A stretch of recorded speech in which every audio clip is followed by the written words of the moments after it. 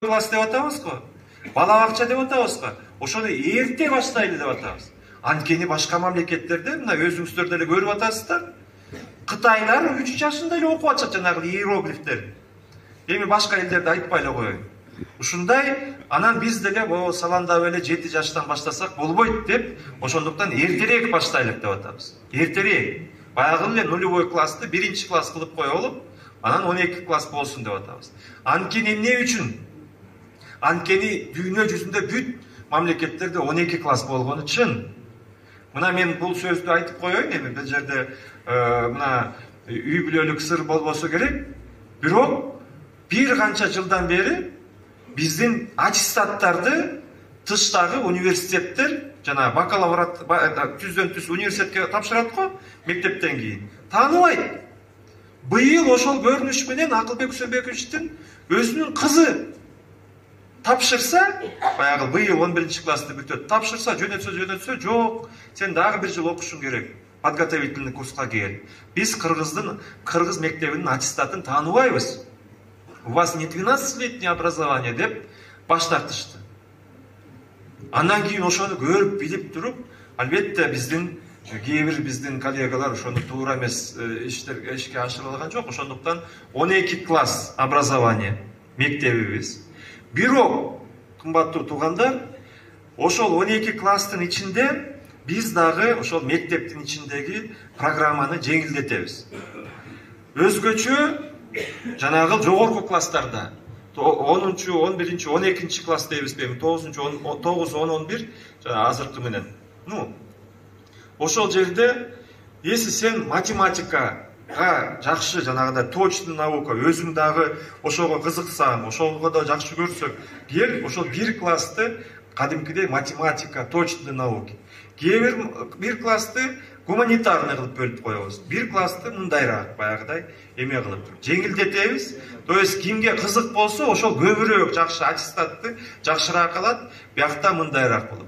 Ошондой эле баягыдай начальный мектептерде дагы бир чоң өзгөрүүлөр болот. Мисалы, мына тажик туугандар уже баа бербей калыптыр.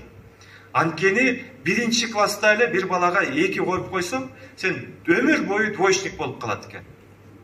Бирөөсү отличник болуп эле, бирөөсүн жактырып, бирөөсүн жактырбай эле, ошондой мектеп жакшы ишти алып барбайт экен деп, мында бир канча азыр жакшы күнүгө кеңешмелер өтүп атат. Анан кийин окуу программасы да боюнча дагы. Жанагыл билесиздер, эми азыркы учурда STEM деп коет экен. STEM дегени баягы математика, физика, химия, биология, жанагы точный наукалар, плюс компьютер. Анан плюс англис тили боюнча ошолордун китептерин баягы билесиздер, дайыма эле чырлашып эле, конкурс жарыялашып эле, бири-бирине айтышып эле. Биз азыркы учурда жетекчилерибиз айтты. Биз эмне үчүн өзүбүз ошол китептерди өзүбүз жазышыбыз керек? Эмне үчүн Сингапур, эмне үчүн Туркия, эмне үчүн Эмират, эмне үчүн башка жакшы баягыдай ийгиликтүү мамлекеттер аларды өздөрү мектеп китебин жазбайт экен. Алар өздөрү алат экен, жанагындай Кембридж университетинен адаптация кылат экен, которот экен, жакшы эң заманбап технологияларды, методологияларды пайдаланат экен деп. Ошондуктан алдай чечим кабыл алынды. Чет өлкөлүк жакшы эң Кембриджден болобу, Сингапурдан болобу, кайсы бир программалар келип туруп, даяр ошолорду ал жерде Кетрин деп турса, аны Кайыргүл деп алмаштырып, Джон деп турса, аны Калыбек деп жазып, ушундай бир аттарын эметип туруп, жакшы ушундай бир. Анткени билесиздер, биз ОРТны эмне үчүн бере албай атабыз? Биздин балдар эмне үчүн ОРТга жакшы жооп бере албай атабыз? Анткени ОРТнын суроолору толугу менен башка, биздин окуу жанагылдай окуганыбыз эки башка болуп атпайбы? А ОРТ как раз таки ошол логика, жанагындай математикалардын себептери, эмелери ошол как раз эл аралык стандарттардын негизинде түзүлгөн. Ошондой жакшы чечимдер кабылданып атат. Андан кийин мына былтыр билесиздер, мугалим күнүнө биздин президентибиздин атынан дагы биз жарыялаганбыз. Ар бир мугалимге ноутбук, кадимкидей мына колуна бир компьютер алып берелик деген ой болуп атат. Буну башында айтканда биздин мугалимдери мындай ишенip-ишенбей, анан арзан биринки алып берип коесуңар да, ошону ноутбук деп коесуңар деп атат. Биз азыркы учурда айтып коюшубуз керек. түздөн түз ошол Кытайдагы завод производитель Шэньчжэнде билесиздер, ошол завод менен Доктургүл Шаршеевна Кендирбаева барып келди. Мына буквально ишемби күнү, дем алыш күнү кайтып келди. Ошол жерден айтып атат: биз дүкөндө $1500 компьютерлер, же болбосо $900 компьютерлерди биз ал жерден $200-250 алсак болот экен. Бирок эң жакшысын алып, ошону азыр эме бир жакшысын алалык деп атабыз да, бир мындай майдараак болот экен, мындайраак болот экен. Ошону дагы бир чыгынып, буюрса, урматтуу жетекчилер, мектептерлерге мындай канча ушунчалык жакшы көрүнүш. Мына биздин эжеке карындаштарыбыз ушул жерде биздин арабызда отурганы. Кандай сонун көрүнүш, кымбаттуу биздин замандаш. Анткени көп учурларда бизде билесиздер, жалаң эркек, жалаң эле эркек. Как будто бизде азыр ушунчалык бир, мен ушунчалык уялам, урматтуу мына биздин бардыгыбыз эле ушул көрдүк го. Биздин делегациялар Сауди Арабияга барышат. Мына межправительственный консультация деп коет го. Биз тараптан бардыгы эркек, эми замминистрлер, дагы канчалар. Бүт бар эркектер калпакчаны барып отуруп алышат. Маңдайында жарымынан көбү аял. Ну пусть жанагындай хиджаб дейбизби, эмне дейбизби, жабынган дейбизби, но аял отурат. Кадимкидей замминистр, кадимкидей замгубернатор, да башкалар да. Сауд Арабиясында ушундай болот.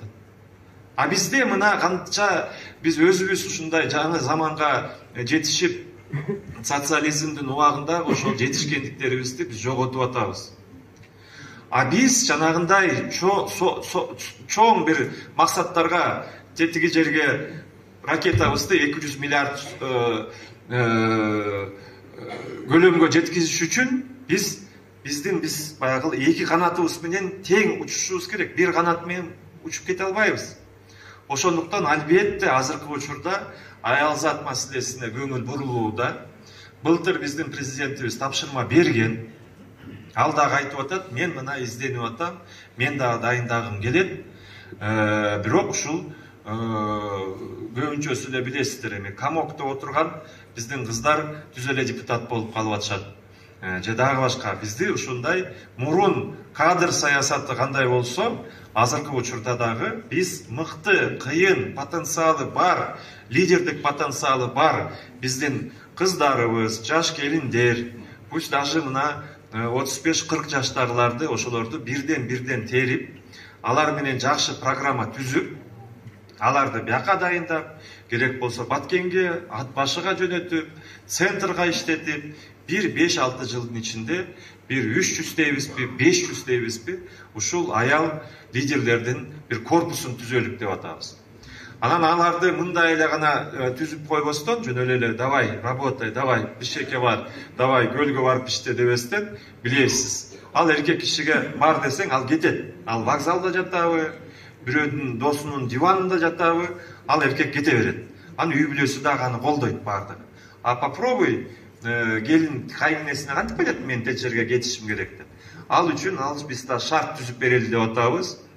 Анын не просто айлыгы подъемный, эми аял киши дагы өзүн уверенно сезиш үчүн жакшы кийиниши керек, маникюрларга барыш керек, калгандарына барыш керек.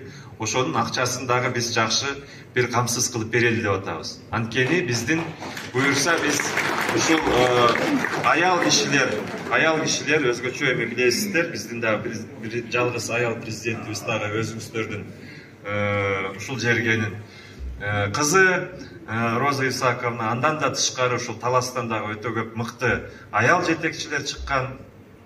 Жакшы ошондой дагы ушул жерде эле отурган кымбаттуу эже карындаштар, сиздерге дагы ушул биздин президентибиз атайын программа түзүп берип, буюрса мына бир ушул күндөрү кол коюлат. Ошонун негизинде биздин мына Нурлан Камалбекович баш болуп, биздин жетекчилер дагы ошого выдвигать этип, кадимкидей ушундай бир программа менен биз аял